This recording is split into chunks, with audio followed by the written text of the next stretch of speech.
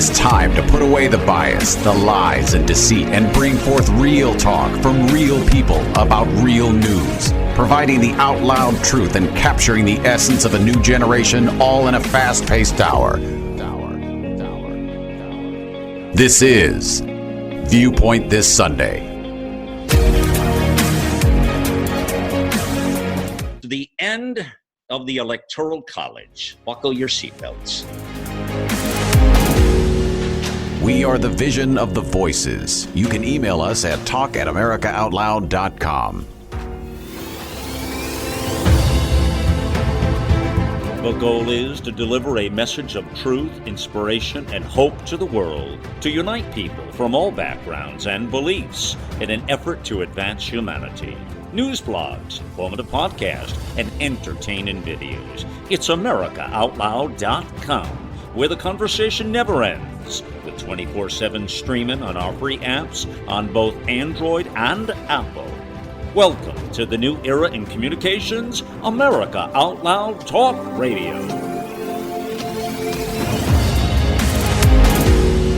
So you're hearing a great deal, friends, about the Electoral College and the popular vote. And of course, if you didn't understand what that was before, you certainly understand now, I hope. It's a big deal, clearly. It really comes down to, you have to ask yourself, why did the framers do this? Why did they have it where they wanted the whole, well, I guess you just look at our name, the United States of America. It doesn't say the 3 states of America or the 5 states of America or the 10 states of America for that matter. So that kind of really should say a lot to you. The part of the reason here is the United States of America. We have 50 states. There's a lot of country in between the West Coast and the East Coast. And do we want all those to be represented in this republic? I think that's the big question you have to ask yourself. Obviously, the framers thought so, and hence we have an electoral college. But friends, there's a big move right now to abolish this. There's a big move to have the popular vote in play.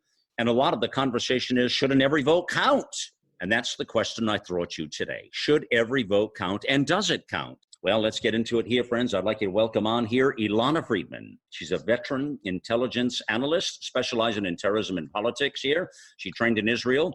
ILana has a weekly columnist here on the platform. She's a big voice, and she's authored 4 books. She is also now hosting Viewpoint, the Midweek Report, on Wednesdays at 6 p.m. And I have to tell you, friends, and I think Ray will agree with me on this, she's doing a fantastic job on that. We're very pleased to have her in that spot of hosting Viewpoint, the Midweek Report. You can learn a lot, because I did last Wednesday listening to her. And on that note, let's welcome in here Ray Brookstein. Well, Ray, as you may know, he's an American poet.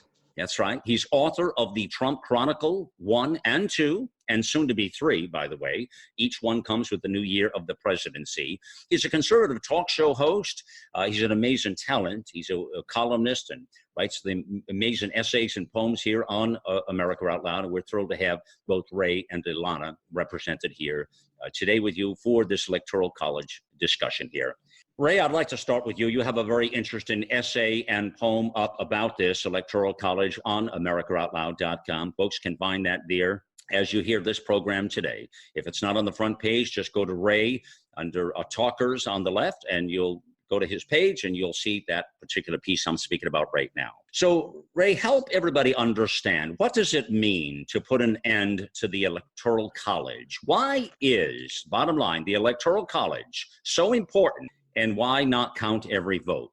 Well, certainly the concept of counting every vote is an important one. It's been etched in our history. But the opposition is very slick and very smart. We should never underestimate the opposition. In this case, we have the progressive left. Some years ago, they engineered a concept that if they could get the legislatures in each state to sign on to an agreement that they will throw their state electoral votes to the winner of the popular vote, then they figure that that's the way they could have the populated areas, under 16 voters, illegal aliens, start to add up the numbers in just a few places, would in effect disenfranchise a state that conceivably had enough red votes, but because the overall vote went blue, all of those red votes in that state are disenfranchised. And so far, they've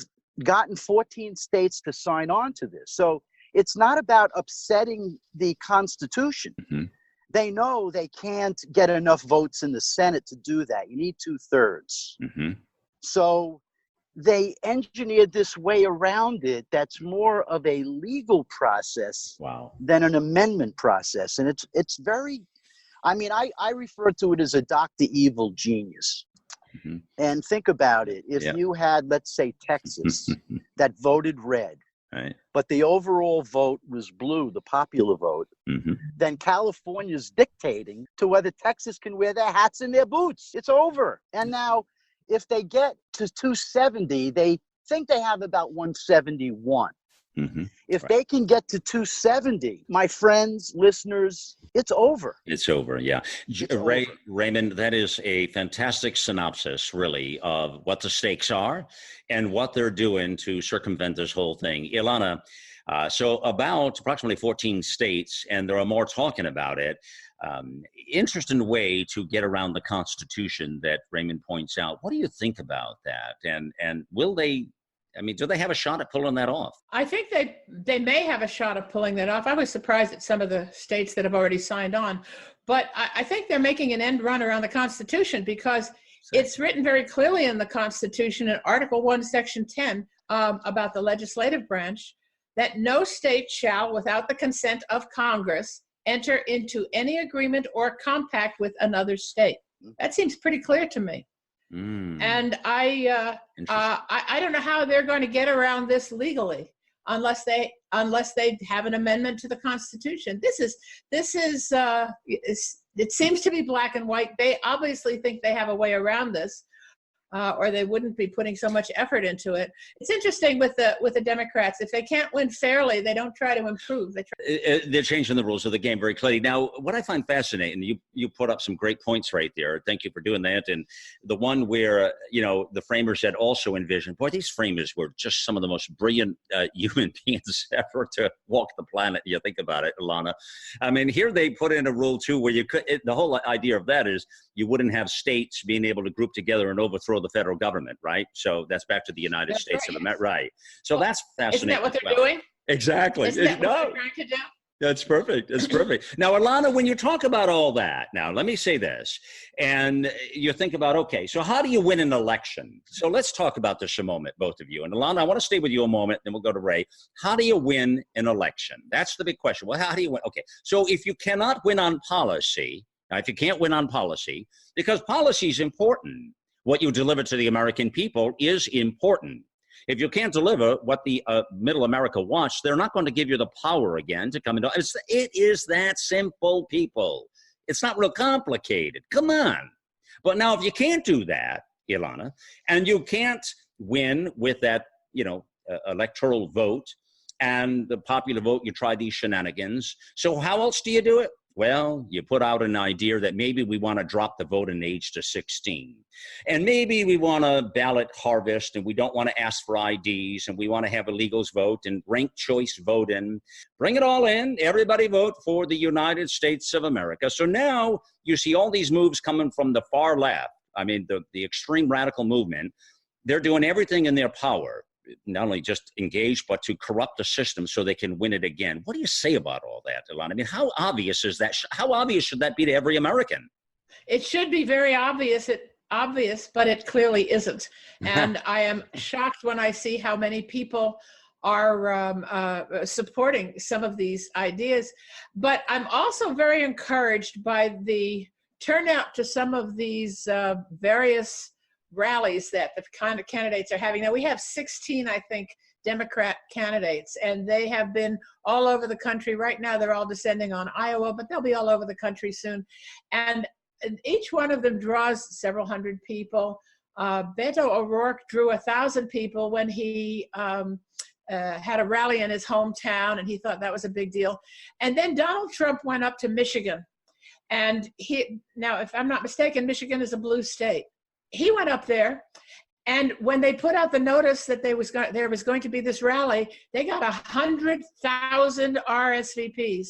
And in the end, they had more than 13 10,000 people in the arena and another 10,000 people outside. Mm-hmm. Now, that says something very important to me. It says these polls that they're taking that show the Democrats have this percent and that percent, that they're all rubbish. Yeah. Because what the president has is a groundswell movement of support that nobody on the left is taking seriously, from the point of view of getting out the votes, because they're counting on all the illegals, and hopefully they'll get the kids as young as 16 voting, and so forth. So I think that there is a disconnect between reality and what the Democrats would like to see happen. Mm-hmm. I'm discouraged a little bit by the fact that so many states have voted for this, but I don't think it will pass muster in court. Hey, Ray, what was the sense of the people? You have a very good sense of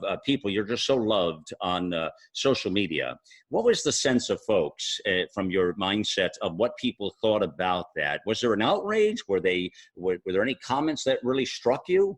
Well, so a lot of people are not aware of the shenanigans. You know, we all kind of roll along. We work, you know, we're on Twitter. We're running our lives. We've got families, parents, and so on. And it's not out there. But I would say the overall feedback was very positive and grateful that I brought this up at this particular time, that we have to be very cautious about timing. I don't think they could.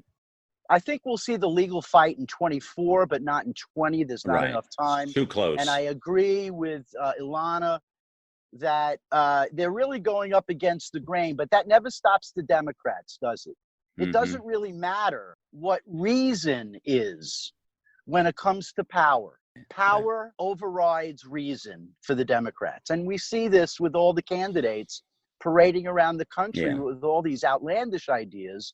Yeah. But I think the grassroots effect in 2016, what I call the silent majority, or what Reagan called the silent majority, really came out. There were a lot of closet Republicans that came out to support Trump, and they're still there. We see it in the rallies, but I'm talking just everyday things we just kind of let roll. But if push comes to shove, I think there's strength in our numbers. Well, it's your silent majority comment. It's really, I would call it more of a strong silent majority. It's strong. It's a lot stronger than what the media thought it was. It's a lot stronger than what the far left thought it was. I also think it's the Republican Party that is in a heap of trouble, ILana. I think they're also DOA. I agree. I appalled at the lack of spine on some of the Republicans in Congress. And I think this is why conservatives have separated themselves from the Republican Party. That's exactly it. This is something I think that is going to grow. I think the Conservative Party is going to become the more dominant leader on the side of the right. And it's going to be interesting to watch. The question is how quickly they can grow and take command. But I think Donald Trump is leading the way, and he's a good leader. He's a strong leader. He's getting a lot done, and he's really, I think, frankly, an inspiration to a lot of conservatives or Republicans who are moving toward their conservative side. So I think that probably is a good thing. Yeah, it's very interesting where we find ourselves right now in all of this. I mean, it truly is. As we take a look at what we're speaking about now, friends, with the Electoral College and the popular vote and all the underlying opinions here we're speaking about here, a lot of Republicans run around talking about the left. But again, I think a lot of Americans are on to both the left and the right. I think they've both misled the rhino population. The Republican Party is totally a mess and disjointed as well. I see both parties as going away, quite frankly. I will say to you both. And Ray, last word on this. I want to say something to you. I think both parties are gone. I think the Democrat Party, I don't think John F. Kennedy's party is ever coming back again. I think it's too far gone now. And I'm not trying to be smug here. I'm just trying to be accurate. But I think they're too far gone. And I think they now have, they've eaten the Wheaties too much that way. And it's really become a radical socialist movement. It's kind of hard to put that genie back in the bottle, quite frankly, just as much it is to the right as well. What's happened now, the vacuum has been filled with God-loving patriots. And it really, many people, it's the MAGA movement. So I think that's where the GOP has gone as well. The GOP, they're also rolling around in their grave. They don't know what to say about all this. The Bushes and the Jeb Bush and all of that, that's all kind of a mess. Of course, what they did to the country themselves in building big government. So you got to remember, all these power seekers wanted big government, Ray. That's what they were after. That's what they did. And so I think both parties, I think we're seeing the finale of as we know it, the Democrat Party in this country and the Republican Party. I think they're both gone. I think it's time for a new day. What do you say to that?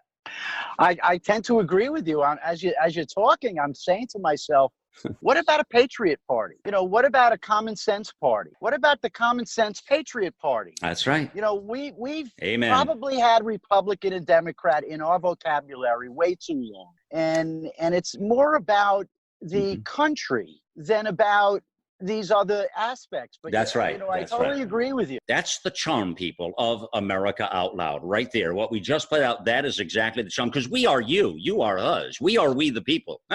That's what we are. We're not part of the power brokers, so they're not going to like us, obviously. Well, we're going to be a target, clearly, but whatever. I mean, we've got to be a martyr or whatever. We'll have to do what we have to do now, won't we? But the point is, the stakes are high. And we've got to play this thing out. We're not radicals here. We're common sense conservative centrists. We care about our country. We like our Pledge of Allegiance. We love In God We Trust. We adore American exceptionalism. We love the opportunity for all. We love immigration when it's done properly. We love all of these things, friends. Love it all. We love America. We love what it stands for. That's what we like. We like what the framers did back then in the day, you see? And now that we're in the 3rd century of this nation and the republic, we darn well want to hold on to it and not become another casualty of humankind, because nobody passes a 3rd century and makes it. So the question you got to ask yourself, is America different? Can we be different? Is America worth saving, people? Ask yourself that question. That's the question we got to ask every time we're on air with you. Is America worth saving? If it is, get off your high horse and do something about it, please. Don't sit on the sofa and don't think somebody else is going to fix it, because they're not. And don't rely on the clowns in Washington. Either party, don't trust them, people. So, all right, so that's the rallying call here. That's the message from us, from me. Listen, I'm just trying to get a message out there, people. It's not real complicated. There is no other agenda here, just the agenda for God-loving Americans, just God-loving patriots everywhere. It's about this country. It's what we stand for. That's what this is all about. We work hard. We want this to succeed. We want the nation to be back where it belongs. So we're not for sale, and we're not interested in playing games with people, but we are interested in the truth, what we call the out loud truth. And that's what you'll get here each time.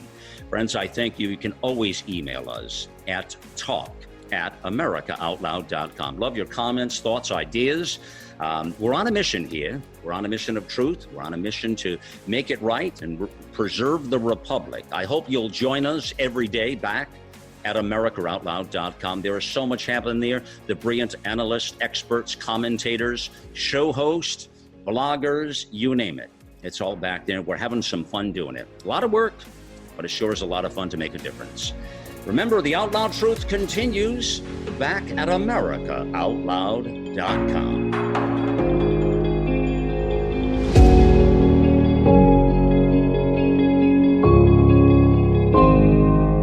God whispers our calling, whether we are ready or not. Timeless, imploring, shed light on the spot. Share it with others, balance the weight. Fear must not smother the steps we must take. Say what you must while you can, doing your part. Because life is so fragile, due to limited beats of the heart. Fulfilling your mission, sealing your fate, legacy beckons before it's too late.